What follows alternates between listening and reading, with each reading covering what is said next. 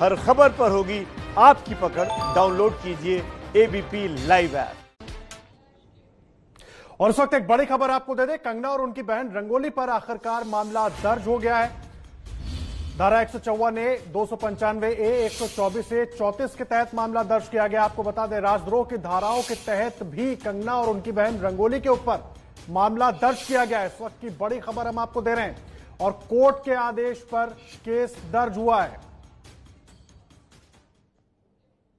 और सीधा चलेंगे कौन बनेगा मुख्यमंत्री में वार पलटवार के लिए अखिलेश आनंद के पास बांका।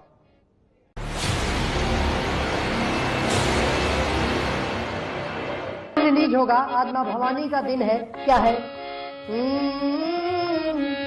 ऊंचे रे पहाड़ा तेरा डेरा मैया अम्बे रानी, जय जगदम्बे रानी तेरी जय जय जय मां भवानी तेरी जय जय जय मां भवानी।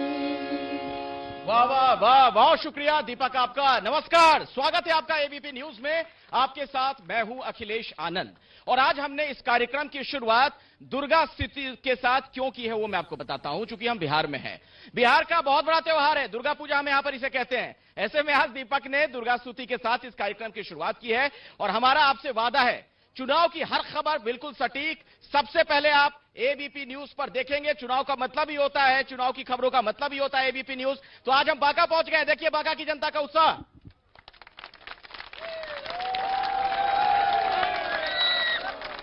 चलिए, तो बांका की बात होगी, लेकिन उससे पहले एक गाना जो आपने बांका को सोचकर बनाया था दीपक, जरा सुनाइए दर्शकों को। जी हाँ बिल्कुल, बांका के लिए एक सागर मंथन हुआ था। यहीं पे मदार पर्वत है और एबीपी न्यूज भी सागर मंथन ही कर रहा है कि चुनावी में कौन निकलेगा। तो ये है, एक सागर मंथन हुआ पर्वत मंदार पे, दूसरा शुरू है यहाँ एबीपी न्यूज बिहार पे। एक सागर मंथन हुआ पर्वत मंदार से, दूसरा शुरू है यहाँ एबीपी न्यूज बिहार से। कौन होगा सीएम फहराएगा पताका, यह जिला बांका भैया, यह जिला बांका, यह जिला बांका भैया, welcome to Banka. Welcome to Banka. Banka की बात होगी, लेकिन आज बिहार की राजनीति में सियासी सरगर्मी जिन्ना को लेकर बहुत तेज है। क्या है यह मामला, एक रिपोर्ट आपको दिखाते हैं किस तरीके से चुनाव में ऐन वक्त पर वोटिंग से पहले जिन्ना की एंट्री हो गई है। आप रिपोर्ट देखिए, उसके बाद चर्चा की शुरुआत करते हैं। पूरा बिहार का चुनाव जिन्ना के रास्ते पर होगा। अगर जिन्ना के रास्ते पर होगा, क्या इनका स्टार प्रचारक सर्जिल इमाम होगा? कि हम गांधी की विचारधारा के मानने वाले लोग हैं। आज भी यही कह रहे हैं कि हम गांधी की विचारधारा के मानने वाले लोग हैं और गांधी के देश में गोडसे का राज नहीं चलेगा। गांधी की पार्टी है ये, कांग्रेस पार्टी महात्मा गांधी की सोच की पार्टी है। जिन्नावादी मत बनाइए इसको। मुंबई का जिन्ना हाउस डेमोलिश कर दिया क्या?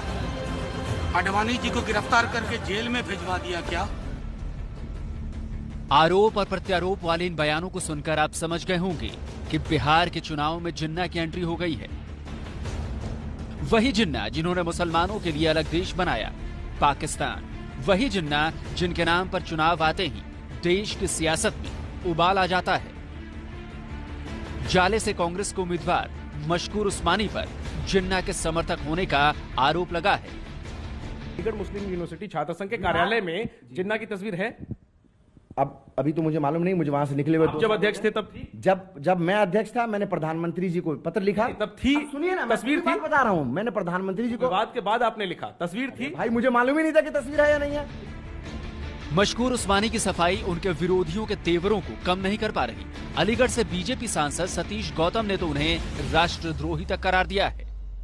उस्मानी जी देश के विरोधी हैं, पूरे राष्ट्र के विरोधी हैं। ऐसे व्यक्ति को टिकट देना ये मानसिकता का प्रतीक तय करता है कि किस मानसिकता के लोगों को कांग्रेस आगे बढ़ाना चाहती है। जाले के जो उम्मीदवार हैं कांग्रेस पार्टी और महागठबंधन के, उस व्यक्ति ने कभी जिन्ना की आइडियोलॉजी के साथ जुड़ाव नहीं किया। ये अपने आप में सरासर झूठ है। जिन्ना पर वार पलटवार का सिलसिला लंबा चलने वाला है, क्योंकि देश की सियासत में जिन्ना की घुसपैठ का इतिहास बहुत पुराना है। आरजेडी सांसद मनोज झा ने भी बीजेपी को उसी इतिहास की याद दिला दी। बम्बई का जिन्ना हाउस डेमोलिश कर दिया क्या? अडवाणी जी को गिरफ्तार करके जेल में भिजवा दिया क्या? अरे आइए रोजगार पे बात करिए, पलायन का दर्द जो सड़कों पे छलका उसकी बात करिए। झूठ की इमारत पे बालू से सच खड़ा करना चाहते हैं। हमने 2015 में आपकी करतूत देखी थी। बिहार की जनता अपने मुद्दों पर आपको खींच के लाएगी। जाहिर सी बात है, चुनाव हो और ध्रुवीकरण की राजनीति ना हो, ऐसा कैसे हो सकता है? लेकिन बिहार के लोगों का मूड क्या है, उनकी सोच जिन्ना वाली सियासत पर क्या कहती है, ये जानने के लिए कौन बनेगा मुख्यमंत्री का काफिला आज बिहार के बांका में है। तो चलिए शुरू करते हैं बांका से वार पलटवार। जी हाँ, नेताओं की बातों आपने सुनी, लेकिन आखिर जनता वाकई में क्या सोचती है, आज हम यहाँ बांका में बात करने वाले हैं। बांका की जनता मेरे साथ है और अलग अलग दलों के जो नुमाइंदे हैं, सबसे पहले उनसे मैं आपका परिचय करा दूं। तमाम दलों के नुमाइंदे हमारे साथ मौजूद हैं। बीजेपी से मेरे साथ यहाँ पर सोनेलाल हेम्ब्रम साहब जुड़ चुके हैं, आप एमएलए भी रह चुके हैं, बहुत बहुत स्वागत है आपका। जेडीयू से हमारे साथ संजय राम जी यहाँ पर मौजूद हैं, सर बहुत बहुत स्वागत आपका। कांग्रेस के नेता संजीव सिंह जी यहाँ पर हमारे साथ जुड़े हुए हैं। आरजेडी से हमारे साथ मिट्ठन यादव जी हैं, डॉक्टर अजय कुमार सिंह भी हमारे साथ यहाँ पर मौजूद हैं, प्लूरल्स पार्टी से हैं, और श्रीधर मंडल हैं, आप निर्दलीय उम्मीदवार हैं, आईपीएस अधिकारी रह चुके हैं। सोनेलाल जी, सबसे पहला सवाल आपसे है, यहां के मुद्दों पर तो हम बात करेंगे, लेकिन जिन्ना की एंट्री क्यों करवानी पड़ गई आप लोग को चुनाव में? पहले तो मैं सर्वप्रथम आपको आज नवरात्रा की शुभकामना देता हूं और एबीपी न्यूज को भी ये बहुत धन्यवाद देता हूं कि इस कोरोना काल में सोशल डिस्टेंस का मेंटेन करते हुए ये कार्यक्रम मनाया जा रहा है। क्योंकि आपने देखा होगा कि 70 देशों में ये चुनाव हमारा कोरोना के चलते नहीं हुआ। 70 देशों में ये भारत के जो हमारे निर्वाचन आयोग हैं उनको धन्यवाद देना चाहता हूं। उन्होंने कहा कि नहीं, लोकतंत्र की रक्षा के लिए हम समय पर चुनाव कराएंगे और ये सही समय पर जो निर्धारित समय है उसी में ये चुनाव। ठीक है, लेकिन कोरोना इशू है कहां चुनाव में, वही तो मैं सोच रहा हूं। जिन्ना की एंट्री क्यों करवानी पड़ जाती है? पिछले चुनाव में भी जिन्ना की एंट्री हुई थी। एंट्री आप जहां देशद्रोह की बात आती है वहां सर्वप्रथम हमारा भारत देश है, भारत माता है, और देशद्रोह की जहां बात आती है वह उनका यदि नामांकन ये रद्द हुआ है तो वह सही हुआ कि नहीं हुआ है? मैं इस पे आता हूं, कांग्रेस के नेता से सवाल लेता हूं, क्या एक देशद्रोही को आपने टिकट दे दिया, वो आरोप लगा रहे हैं बीजेपी वाले? देखिए, सबसे पहले अभिषेक जी, आपका अखिलेश आनंद जी, आपका, आपकी पूरी टीम का और दीपक जी का बांका के ऐतिहासिक भूमि पर और इस नवरात्रा के शुभ अवसर पर आपका हार्दिक अभिनंदन और बधाई देते हैं। सबसे बड़ी बात है कि एनडीए के पास, भाजपा जदयू के पास बिहार की जनता के सामने चुनाव लड़ने का कोई मुद्दा नहीं है। पिछले चुनाव में भी पाकिस्तान में ये पटाखे फोड़ रहे थे, इस बार भी ये जिन्ना को ला रहे हैं। जिन्ना के मजार पर जाके मत्था टेकने वाले लाल कृष्ण आडवाणी इन्हीं के पार्टी के हैं और पूरा देश जानता है कि मुस्लिम लीग के साथ मिलकर पश्चिम बंगाल में सरकार किसने बनाई थी। तो ये सारे सवाल है, आप जेडीयू के नेता, क्या ये ध्रुवीकरण की राजनीति शुरू हो गई है फिर? बिल्कुल, जहां तक सवाल है ये जो जिन्ना का जो आपने बात कही है, यानी ध्रुवीकरण तुष्टीकरण भी है, और मुझे लगता है कि इन लोगों को इस पर अब सचेत होना चाहिए और इस तरह का जो चोली दामन का जो खेल है विवादों से, इससे दूर होना चाहिए। लेकिन ऐसा लगता नहीं। तो विवादों में कौन ला रहा है? आप ही के सहयोगी तो ला रहे हैं ना, बीजेपी वाले नेता इस पे खूब जम के बयान दे रहे हैं जिन्ना पे। बयान इसलिए दे रहे हैं कि वो जिस तरह करते हैं तो लोग तो बोलेंगे, बोलना तो जरूरी है ना कि आप अगर इस तरह का खेती कीजिएगा तो फसल वैसा होगा, तो निश्चित रूप से जो हफीम का खेती कीजिएगा तो उसका समाज में क्या मैसेज जाएगा? क्या हफीम की खेती हो रही है? सबसे पहले मैं आपके पूरे टीम को और मैराथन मंथन में पहुंचे हुए हमारे ऑडियंस के सारे नौजवान दोस्तों को इस नवरात्रा में अपने दिल से उन लोगों को बधाई देना चाहता हूं। और मैं आप लोगों को बताना चाहता हूं जिन्ना के सवाल पे। गांव देहात में एक कहावत होती है दुश्मनी दादी का, वो कुछ भी करिएगा दूसेगा। इन लोगों का पुराना रिवाज रहा है, गड़े मुर्दे को उखाड़ दो फिर जिंदा को गाड़ दो। इन लोगों का पुराना रिवाज है, सब जानती है पूरा पब्लिक, किसी से छुपा थोड़ी है। ये पूरा बिहार देखता है इन लोगों के गड़े मुर्दे उखाड़े जा रहे हैं, वोटों के ध्रुवीकरण का खेल चल रहा है। इनको कुछ आए तब ना और कुछ बोले, कुछ आता ही नहीं है, कुछ आता ही नहीं है। सिर्फ बच जाता है जात और धर्म की बातें और उसी पर वोट लेना, इसके सिवा इनको कुछ नहीं आता है। श्रीधर मंडल जी, फिर से जिन्ना की एंट्री पिछले चुनाव में भी हमने देखा था। मैं तो इन लोगों की बातों को सुना और बातों को सुनने के बाद मुझे यही महसूस हुआ, ये लोग धर्म और जातियों के अलावे किसी चीज में आगे आना नहीं चाहते हैं, सिर्फ धर्म और जातियों से पब्लिकों को बांटते रहते हैं। यही इन लोग का जो सही है। ये बताइए, आप हर पार्टी में रहे, करीब करीब बीजेपी में भी रहे, जेडीयू में भी रहे, आरजेडी में भी रहे, तमाम पार्टियों से गुजरते हुए आज निर्दलीय चुनाव लड़ रहे हैं, उसके पीछे क्या वजह है? उसके पीछे मेरा यही वजह है कि मैंने ये देखा कि सभी पार्टियों में कहीं जाति है, कहीं धर्म है, कहीं पैसा है, कहीं कुछ है, और मैंने सोचा कि मैं एक निष्पक्ष और अपने निर्विरोध लड़के, निर्दलीय लड़के मैं आता हूं, अब जनता के पास आता हूं, नेताओं के पास तो जाऊंगा। जिन्ना की एंट्री क्यों हो जाती है चुनाव में? मुद्दे क्यों नहीं होते हैं? एक बहुत बड़ा ये सवाल है, जरा जवाब दीजिए फटाफट। आता हूं सर, मुद्दा हमेशा यहाँ डाइल्यूट किया जाता है। मुद्दा शिक्षा होना चाहिए, मुद्दा रोजगार होना चाहिए। आज आप शिक्षा को प्रॉफिट सेक्टर बना दिए हैं, चिकित्सा को प्रॉफिट सेक्टर बना दिए हैं, इस पे क्यों नहीं डिबेट करते हैं आप लोग? जिनको भी बोलना हो हाथ खड़ा कीजिए। कौन बोलना चाहता है? कौन बोलना चाहता है? बोलिए बोलिए, क्या कहना चाह रहे हैं? सर, मेरा सवाल सत्ता पक्ष से है। आप सिर्फ 5 ऐसे काम बता दो जो केंद्र सरकार की योजना के बिना हुआ हो। एक कॉलेज का नाम बता दो जो नीतीश कुमार ने खोला हो, या ऐसे 5 काम बस बता दो जो पिछले 15 वर्षों में आपने किया हो, जो केंद्र की योजना नहीं थी। उस पर भी सवाल पूछूंगा, लेकिन पहले जिन्ना की एंट्री क्यों हो जाती है चुनाव में? बताइए जल्दी से, बोलिए।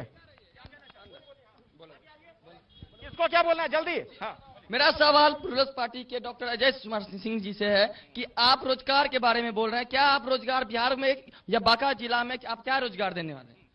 क्या कहना चाह रहे हैं? आप ऐसे हाथ उठाइए जिसको भी बोलना हो। आइए सामने आइए, जल्दी आइए, बोलिए। हटिए हटिए, रास्ता दीजिए।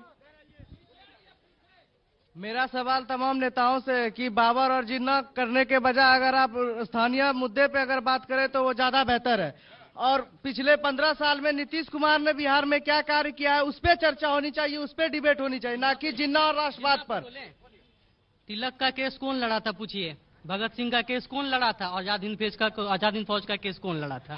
बस तिलक का केस कौन लड़े थे? मोहम्मद अली जिन्ना। भगत सिंह का केस मोहम्मद अली जिन्ना। आजाद हिंद फौज का केस मोहम्मद अली जिन्ना। जब सारे कट्टर हिंदू संगठन का केस मोहम्मद अली जिन्ना लड़े थे तो मोहम्मद अली जिन्ना विरोधी कैसे हुए? पूछिए। मैं आ रहा हूं। हम भाजपा जदयू वाले से कहना चाह रहे हैं कि चंदन पुल टूटने से आज 8 महीना हो गया और भाजपा और जदयू वाले को याद आता है जिन्ना जिन्ना।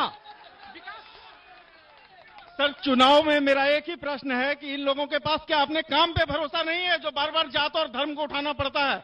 आज युवा काम चाहता है, शिक्षा चाहता है, स्वास्थ्य चाहता है, रोजगार चाहता है। ये इस पे बात नहीं करके कभी जिन्ना कहेंगे, कभी पाकिस्तान कहेंगे, कभी अफगानिस्तान।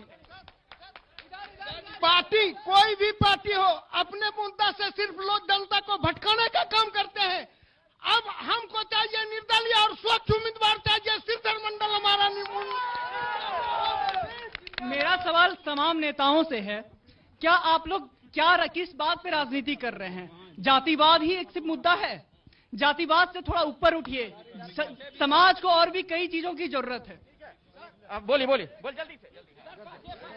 मेरा सवाल सर पॉपुलर से है कि ये जो गांव जाके बोलता है कि मैं रोजगार दूंगा, बेरोजगारों को रोजगार दूंगा, ये क्या रोजगार देगा? एक बात बताइए, चुनाव में बुनियादी मुद्दे क्यों नहीं है? जेडीयू और बीजेपी के नेताओं से सवाल है, ध्रुवीकरण की राजनीति का आरोप आप लोगों पर लग रहा है जिन्ना की जो एंट्री करवाई गई है। जहां तक ये कहा जा रहा है ध्रुवीकरण की राजनीति नहीं है। ये चूंकि मामला ही हमारे देश का है, भारत देश का है, और उन पर देशद्रोह का मामला बनता है। इसलिए यदि बीजेपी ने सरकार ने ऐसा डिसीजन लिया है तो गलत है। चुनाव का जो मुद्दा है, असल मुद्दा तो हमारा लोग अभी कह रहे हैं कि विकास का मुद्दा है। बोलिए क्या कहना चाह रहे हैं? बोलिए आइए, क्या बोल रहे हैं? हाँ, बोलिए, सामने आइए, बोलिए क्या कहना चाह रहे हैं? अभी जितना भी राजनीतिक पार्टी है सभी जो है जाति धर्म के नाम पर चुनाव लड़ रहे हैं। सिर्फ प्लुरल्स पार्टी है जो कि सिर्फ मुद्दे पर स्वास्थ्य शिक्षा पे बात कर रही है। हम लोग उसी के साथ हैं। आप तमाम मंचासीन वक्ताओं से अनुरोध है कि कृपया आप लोग जनता को बरगलाए ना। जनता ये चुनाव विकास का चुनाव, ये चुनाव लोकल मुद्दे का चुनाव है और इसको आप जाति और धर्म की जो चादर उड़ाना चाह रहे हैं, अब 70 साल के बाद ये खत्म होता है। 15 साल नीतीश कुमार यहाँ मुख्यमंत्री रहा, लेकिन हम लोग विद्यार्थियों के लिए कुछ नहीं किया। हम यही चाहते बेरोजगार के लिए इधर उधर। सर मेरा कहना सब नेता से आजकल के विकास में क्या हो रहा है, कुछ विकास नहीं हो रहा है सर, सिर्फ बच्चे को पगलाया जा रहा है। सर सबसे पहले तो सर आपका मन्नार की धरती पर स्वागत आपका है सर। मैं सर सत्ता पार्टी से पूछना चाहता हूं सर कि आज 10 साल के अंदर में बाका का हालत देखिए सर, स्वास्थ्य देखिए सर, वहां पर सर क्या हुआ है सर। एक सर रिजर्वेशन काउंटर है सर, वहां पर टिकट नहीं करती है सर। शिक्षा युवा को कैसे क्या चाहिए, शिक्षा चाहिए, रोजगार चाहिए, रोजगार तो ये दे नहीं सकते सर। हम यहाँ पे ये बोलना चाह रहे हैं कि शिक्षा के मामले में सर बिहार इतना पिछड़ी पे चल रहा है, बॉटम में चला गया है सर। हम लोग टीटी पास करके इतना दिनों से भटक रहे हैं, 7 साल हो गया सर भटकते हुए। अभी 2017 में हम लोग टीटी पास किए हैं और वैकेंसी आ रहा है 2012 का ही। और तो जनता में नाराजगी और आक्रोश है। दीपक, आप कुछ सोच पा रहे हैं इस पर? जिस तरीके से हम देख रहे हैं जनता का आक्रोश दिख रहा है, जनता सर नेता से तमाम तरह के सवाल हैं। जी बहुत हम सुने, बेरोजगारी, शिक्षा, स्वास्थ्य बहुत मुद्दा है। इसी पे 4 लाइन हम जनता की तरफ से नेताजी के सामने में परोस दे रहे हैं, चख लीजिएगा। स्कूल में खिचड़ी मिले भैया और मेन पढ़ाई गायब हो। लड़का क्या करा अपने पप्पा जी से कि 3 साल के डिग्री बाबूजी, हाँ अरे 5 साल में लायब हो। अब बेरोजगारी और गरीबी रोजे रोजे बढ़ता है। अब बंद है शराब फिर भी नशा रोज चढ़ता है। मास्टर के सैलरी महीनों बाद आए, धरना प्रदर्शन करके युवा रोज कुटाए। जब इस सब क्षेत्र में सुधार होगा नेताजी, तब जाके बिहार में बहार होगा नेताजी। बिहार में बहार कैसे हो, सवाल तो यही है। चलिए जी, क्या कैसे हो बिहार में? बिहार में बाहर तभी होगा जब आप साथ देंगे, जब यहाँ के युवा साथ देंगे, जब यहाँ की जनता साथ देगी। इनको जाति पाति से उठकर ऐसे लोगों को चुनना होगा जो बिहार को नई दिशा, नई दशा देने वाली है और जो विदेश से छोड़कर यहाँ पर आई है और एक पार्टी पढ़े लिखों का समूह बनाई है जो पहले से कुछ कर रहा है समाज के लिए। ठीक है। अब एक, हाँ बोलिए, क्या कहना चाहते हैं जल्दी से? हाँ। सर बिहार में जो हमारे बांका जिला में जो बालू उठाकर इतना जो बांका का दयनीय स्थिति बना दिया गया है, इसके लिए जिम्मेदार कौन है? हमारे यहाँ पहले किसान को पानी का लेयर इतना नीचे चला गया। सबसे पहले खाना जरूरी है, खाना के बाद कुछ और चाहिए। हम ये कहना चाहते हैं सर बीजेपी और जदयू वाले नेता से कि बिहार का असली मुद्दा स्वास्थ्य, शिक्षा, रोजगार पर क्यों नहीं बात करते हैं? जाति पर क्यों बात करते हैं? रंग भेद पर क्यों बात करते हैं? असली मुद्दा पर क्यों नहीं बात करते हैं? पूछना चाहता हूँ कि आप एफिडेविट करके दीजिएगा, अगर 5 साल में विकास नहीं कीजिएगा। एक ही नेता है बिहार में, वो पप्पू यादव है, जिसने एफिडेविट के साथ दिया है कि अगर विकास नहीं करेंगे। विकास पे बहुत सवाल उठ रहे हैं। आप जेडीयू के नेता जरा बताइए, विकास को लेकर इतनी नाराजगी क्यों है? देखिए ऐसा है कि विकास का जहां तक सवाल है, माननीय नीतीश कुमार जी के शासनकाल में, और मुझे लगता है कि ऐतिहासिक विकास हुआ है। लेकिन आपको लग रहा है ना, जनता को यह नहीं लग रहा है? जो है मौजूद जनता में उसकी बात कर रहा हूँ। मैं बताना चाहता हूं कि आपको याद होगा कि आज से 15 साल पहले हॉस्पिटल की क्या स्थिति थी, वहां कुत्ते भौंकते थे। अभी अगर आप हॉस्पिटल जाइएगा तो दवाई के साथ साथ सूची भी टंगा हुआ है, बिल्कुल पारदर्शी है, छुपने छुपाने की बात नहीं है। नेताजी जो कह रहे हैं सच है क्या? नेताजी जो कह रहे हैं सच है क्या? हाथ उठाकर बोलिए। नेताजी जो कह रहे हैं आप लोग को लगता है सच है? भाजपा सर 10 साल में विकास यही किया है, अपना कार्यालय बहुत अच्छा बनाया है और उसमें ऑफिस में एसी और बाथरूम में भी एसी है। सर आरजेडी मतलब नेता से पूछना चाहते हैं जो बोल रहे हैं मतलब इसका नेता कि 10 लाख मतलब हम रोजगार देंगे, जो खुद मतलब पढ़े लिखे नहीं है, कितना कष्ट होता है बच्चा को और वो कहां से देंगे रोजगार, कितना कष्ट होता है उसको पता है कि पटना में कितना।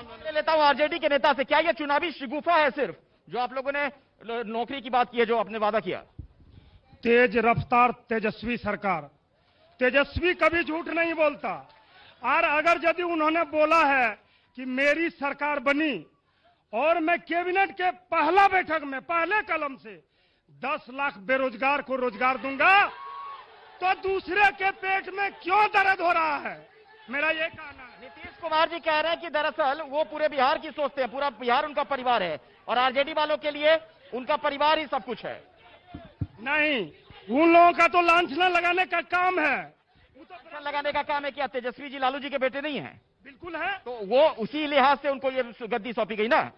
लालू जी के वो बेटे हैं और लालू जी के बेटे को अगर यदि लालू जी को ही गद्दी मिला था तो कोई जुर्म नहीं हुआ था।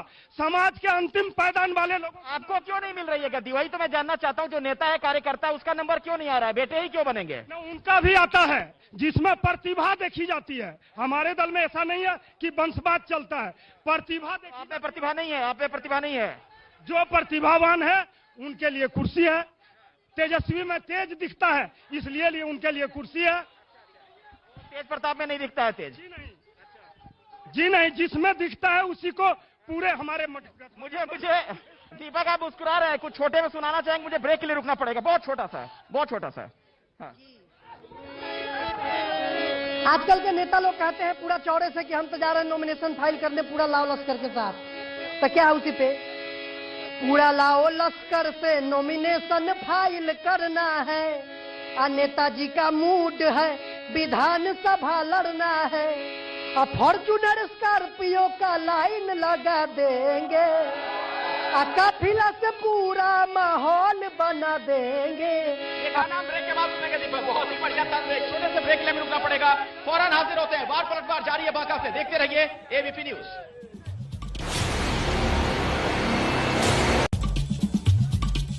तो बिहार चुनाव पर आप देख रहे हैं सबसे बड़ी कवरेज। बांका में हम उपस्थित हैं और बांका की समस्या क्या है, मुद्दे क्या हैं, अब उसकी बात होगी।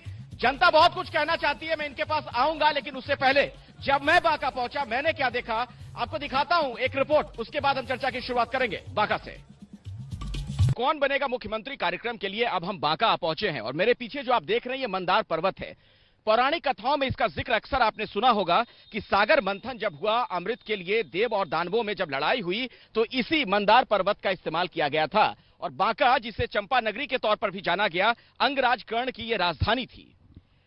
कहना चाहते हैं अभी पधारे हैं हम भैया, पर्वत मंदार पे था कर्ण का इलाका, यही है बांका भैया, यही है बांका। बांका का ये चांदन पुल है जहां पर इस वक्त मैं खड़ा हूं। 1997 में इसका निर्माण हुआ था। आपको जो मैं बात बताने जा रहा हूं ध्यान से सुनिएगा। अवैध बालू खनन इस इलाके में कितनी बड़ी समस्या है, इसका अंदाजा इस बात से आप लगाएं कि अवैध बालू खनन की वजह से ये पुल पूरी तरीके से आप देखिए खराब हो चुका है। धंसने की वजह से अब इसका इस्तेमाल लोग नहीं कर पा रहे हैं। इलाके के लोगों के लिए दरअसल ये पुल आप कह सकते हैं कि लाइफ लाइन है, क्योंकि झारखंड से जो इधर से सड़क आती है कई जिलों को जोड़ने का काम इस पुल से गुजरने वाली सड़क करती है। लेकिन अवैध खनन की वजह से इसका एक हिस्सा क्षतिग्रस्त हो गया, धंस गया और आप देख सकते हैं कि अभी भी लोग अब इसका इस्तेमाल नहीं कर पा रहे हैं। जो देख रहे हैं आप गांधी चौक है, शहर का मुख्य चौराहा है ये। और जैसा कि मैं आपको बता रहा था बांका के बारे में, बांका का जो इतिहास है ये बहादुरों की नगरी इस लिहाज से है चूंकि जो भारत में स्वाधीनता आंदोलन हुआ, आजादी का आंदोलन हुआ, बढ़ चढ़कर हिस्सा लिया यहाँ के लोगों ने। कई लोग उस दौरान शहीद भी हुए थे। महात्मा गांधी ने जो सविनय अवज्ञा आंदोलन छेड़ा था उसमें भी यहाँ के लोगों ने बड़े पैमाने पर हिस्सा लिया था। अब शहर की समस्याओं की अगर बात की जाए तो एक बहुत बड़ी दिक्कत यह है, चूंकि ट्रक जो बालू के होते हैं बड़े बड़े इधर से ही होकर गुजरते हैं, जिस सड़क पर इस वक्त मैं खड़ा हूं महात्मा गांधी चौक से होकर, ऐसे में जाम की स्थिति से लोग परेशान हैं। ट्रैफिक जाम एक बहुत बड़ी समस्या है। इसके अलावा पीने का स्वच्छ पानी ना होना यह एक बड़ी दिक्कत है। शहर में जल निकासी की व्यवस्था समुचित नहीं होने की वजह से बारिश होती है और रिहायशी इलाकों में पानी घुस जाता है, ये एक बहुत बड़ी दिक्कत। इसके अलावा उद्योग धंधे पनपाने के लिए सरकार को जो प्रयास करना चाहिए था वो पिछले दिनों में नहीं हुआ। आपको पता है भागलपुर जिसे सिल्क सिटी के तौर पर जाना जाता है, तो जो रेशम के कीड़े होते हैं वो उसके लिए लोग यहीं के लोग काम करते थे, बहुत बड़े पैमाने पर उस रेशम का उत्पादन किया जाता था, लेकिन सरकार की तरफ से समुचित व्यवस्था ना होने की वजह से, उदासीनता की वजह से उसमें भी बड़ी संख्या में अब लोग बेरोजगार हो चुके हैं। जिस पैमाने पर यहां पर रेशम का काम होता था इन दिनों नहीं हो रहा है। तो बांका का हाल आपने देखा। आपको बता दें कि बिहार की राजनीति बहुत ही दिलचस्प मोड़ पर है। अब सोचिए ना भला, जो पुरानी सहयोगी है उसको बीजेपी कह रही है वोट कटवा, यानी एलजेपी को। उधर चिराग पासवान ने बयान ये दे दिया, वो कह रहे हैं कि मैं तो मोदी जी का हनुमान हूं। तो इस पर भी हम बात करेंगे, लेकिन इसी से जुड़ा एक गाना पहले सुनाना चाह रहे हैं दीपक आपको। जबरदस्ती के हनुमान बने हुए हैं। अब उनको लोजपा लोग सुगड़ी भी नहीं समझ रहा है, तो क्या कहना है? बोले चिराग हम मोदी जी के हनुमान हैं, हमरे विधायक का समर्थन खुले आम है।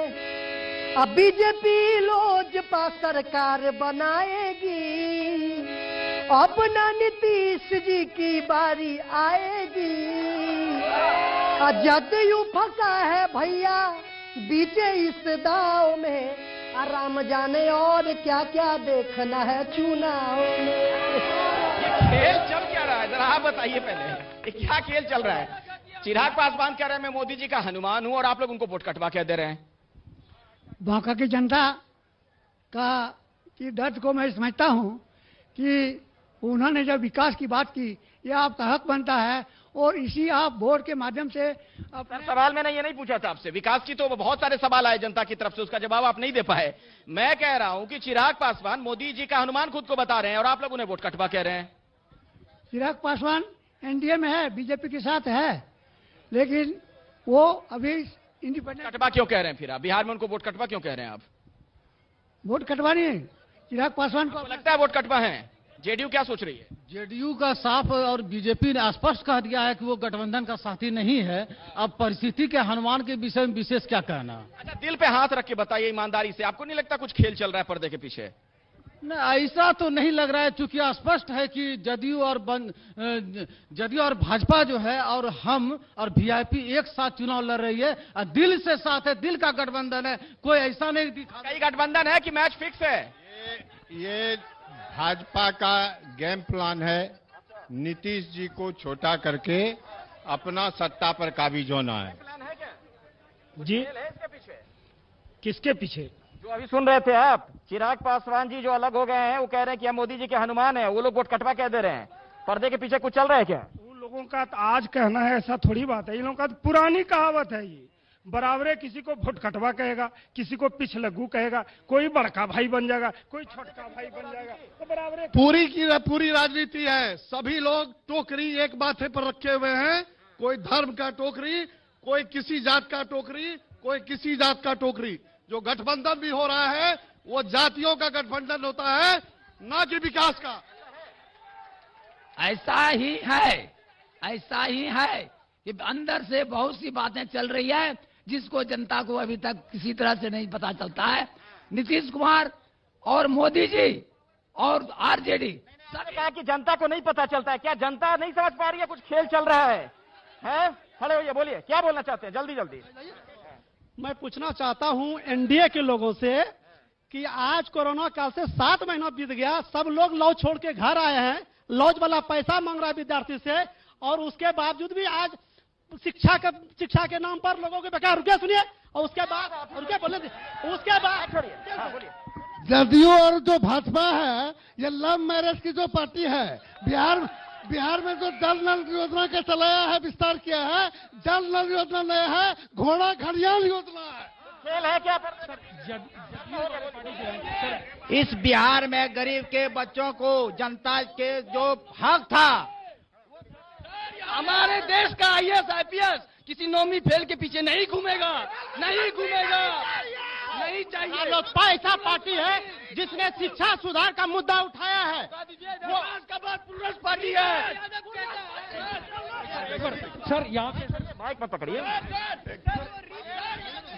मैं यही प्रशासन से कहना चाहता हूं, क्योंकि सामान्य आदमी को आने के लिए नहीं दिया जा रहा है, जो पार्टी नेतृत्व से है उसी को सिर्फ अंदर देने जाने जा रहा है। मैं नीतीश कुमार से सिर्फ यही कहना चाहता हूं कि राजपूत समाज को क्यों नहीं टिकट दिया गया है। बांका में अब जात पात की कोई राजनीति नहीं चलेगी। बांका में नया चेहरा आएगा, श्री कौशल। कौन कर रहा है जात पात की राजनीति? कौन करता है जात पात की राजनीति? कौन करता है जात पात की राजनीति? बांका की वर्तमान माननीय विधायक जी, मंत्री जी जो है वही कर रहे हैं, शिलान्यास के नाम पर। मैं राजद के प्रवक्ता से पूछना चाहता हूं कि कल के दिन अगर तेज रफ्तार तेजस्वी सरकार आ जाती है तो आपके कैबिनेट मिनिस्टर में कौन कौन से ऐसे उम्मीदवार हैं जो कि कल के दिन बिना केस के हैं? रीतलाल यादव जो नामांकन भरे अभी, वो कल बोलते हैं कि हम कल भी बाहुबली थे, आज भी बाहुबली और आगे भी बाहुबली रहेंगे। अनंत सिंह पत्नी को आपने दिया है वो टिकट। फिर लेता हूँ आरजेडी के नेता से, आप पर बहुत बड़ा ये आरोप है, पहले भी बीजेपी जेडीयू वाले आपको घेरते रहे ये कह के कि जंगल राज साहब के जमाने में, इस बार आपने जमकर बाहुबलियों को टिकट दिया है। कौन पार्टी बाहुबलियों को टिकट नहीं दिया है? कौन सा जस्टिफिकेशन है? ये तो बड़ी अजीब सी बात आप कर रहे हैं, कह रहे हैं कौन सी पार्टी ने नहीं दिया है, मतलब सही है फिर तो? फिर आप मान रहे हैं ना कि सही है? मेरा आपने सुना नहीं। मैं कहता हूं कौन पार्टी ने बाहुबली को टिकट नहीं दिया और किनके पास सर्टिफिकेट है कि फलना बाहुबली है? कोई मानते हैं ना कि बाहुबलियों को आपने टिकट खूब दिया है? कोई सर्टिफिकेट तो दिखाए, मैं मानूं। अपना सर्टिफिकेट तो दिखाइए, अगर आप अलग हैं उन लोगों से तो दावा कर रहे हैं तो। रीतलाल यादव बाहुबली होता तो MLC बनता, जनता उनको चुनती क्या? रीतलाल यादव को लोगों ने प्यार दिया, MLC बना, दूसरा टर्म MLC बना, उसके बाद पार्टी ने टिकट दिया है। कौन कहता है? बाहुबलियों के प्रति इतना प्यार क्यों होता है राजनेताओं में, अलग अलग पार्टियों में? क्या बाहुबलियों से इतना प्रेम क्यों होता है? जनता अब ऐसे बाहुबलियों से ऊब चुकी है। जनता अब विकास चाहती है, युवाओं का पलायन रोकना चाहती है या रोजगार चाहती है? बोलिए क्या कहना है सर? अभी जो बोला कि बीजेपी के समर्थक ने कि आरजेडी जो है बाहुबलियों को टिकट देता है, तो जदयू पप्पू पांडे को क्यों टिकट दिए हैं? मंजू वर्मा को क्यों टिकट दिए हैं? राजवल्लभ यादव की पत्नी को टिकट देते हैं। आप लंबी चौड़ी बात करते हैं, बिहार में विकास की बात कीजिएगा। आप लोग माफियाबाजी में फंसे रहिए, विकास आपके बस की बात नहीं है। बोलिए बोलिए। 60 साल में बिहार में और देश में जो 60 साल में विकास नहीं हुआ था, वो महागठबंधन के लोग ये भ्रष्टाचार फिर लाना चाहता है बिहार में। जनता इतना बेवकूफ नहीं है। बिहार में केंद्रीय यहाँ का सही और बिहार में पूरा विकास का बयान चलेगा। हेलो, मैं राजद के प्रवक्ता से बोलना चाहता हूँ कि 10 लाख रोजगार की जो बात करते हैं, हमको लगता है कि 15 साल पहले जो अपहरण करते थे उसी को 10 लाख रोजगार देने वाले हैं। 2005 का पहले कार्यकाल को देखिए, जो बिहार में क्या हुआ था विकास, और अभी का देखिए 2020 का। इसलिए विकास में यदि विरोध करना, पीछे वाले में कुछ कहना चाह रहे, 1 मिनट बोलिए बोलिए बोलिए। हाँ,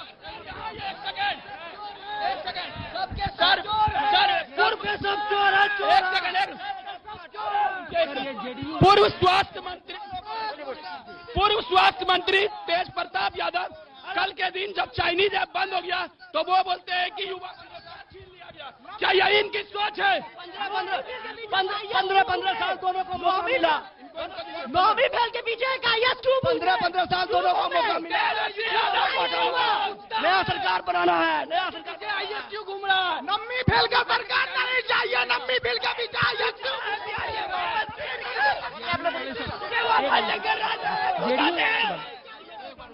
मेरा सीधा सवाल भाजपा के प्रवक्ता से है कि कुछ दिन पहले जो मामला सामने आया था, इसका ट्रांसफर का घोटाला का मामला सामने आया था भूमि एवं राजस्व सुधार मंत्रालय में, जो सुशासन की सरकार कही जाती है, इस सरकार में बड़े पैमाने पर घोटाले को अंजाम दिया जाता है, चाहे वो सृजन घोटाला हो। बड़ा कुछ कहना चाहते हैं? कुछ कहना चाह रहे हैं? आपने तो बहुत चुनाव देखे होंगे, कुछ कहना चाहते हैं? सरकार जो है यह कोरोना काल में चुनाव करा रहे हैं और दुर्गा पूजा पर हर चीज में प्रतिबंध लगा रहे हैं। यहाँ पर कौन सा मैंने कोरोना काल का जो है ये चल रहा है। लेकिन कोरोना का डर आपको कहाँ लग रहा है? आपने तो मास्क ही नहीं लगाया है। हम आप लोग क्यों करवा रहे हैं? मास्क लगाइए ना, कोरोना का डर है तो। कोरोना का डर है तो मास्क लगाइए ना।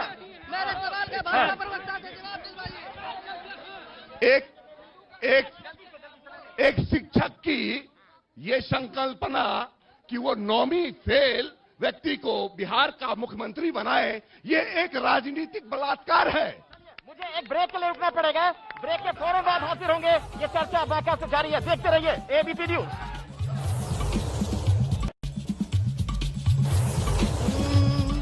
रोड बनवा के चलिए बढ़िया किए काम, फ्री गैस सिलेंडर और बिजली से मिला आराम, स्वास्थ्य और शिक्षा रोजगार पर भी ताकिए, शिक्षकों किसानों की समस्या पर भी झांकिए, है चुनावी खलबली, है चुनावी खलबली, एबीपी न्यूज घूमे गली गली। गली गली हम घूम रहे हैं और जनता की बात पहुंचा रहे हैं नेताओं तक।